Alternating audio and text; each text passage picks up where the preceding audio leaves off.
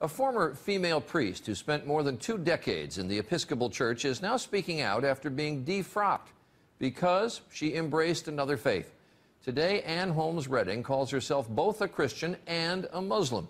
But her move to Islam came at a very high price.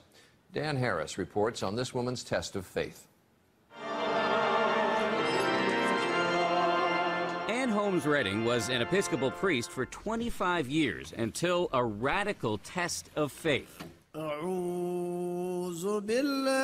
Several years ago, while she was mourning the death of her mother, she was trying out an Islamic meditation technique that she'd learned in an interfaith class.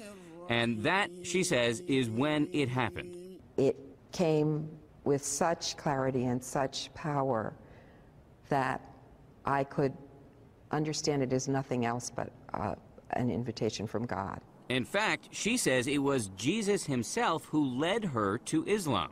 You think Jesus led you to become a Muslim? Yes. Yes. You're laughing. Because I know it doesn't make sense to people. Now, Redding not only prays in church, but she also prays 5 times a day to Allah. In Islam, Jesus is viewed as a prophet. Yes. Not as the Son of God. Yes, you're right. So yours is a radical rethink of the Christian scriptures, a rethink that a lot of people would call heretical. Yes, and do. Loudly. This spring, the Episcopal Church revoked Redding's right to be a priest. Being defrocked, I would imagine, was a pretty traumatic experience. Yes, that's an understatement. To imagine not being involved intimately in the lives of believing people, helping them understand their relationship and calling, baptizing babies.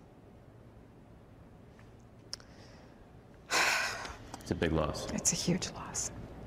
Redding admits she still struggles to explain her transformation, even to herself. I am the one who's going to have to answer for this. I'm the one who's going to have to answer for what I've done with my life. And do you feel confident about that moment?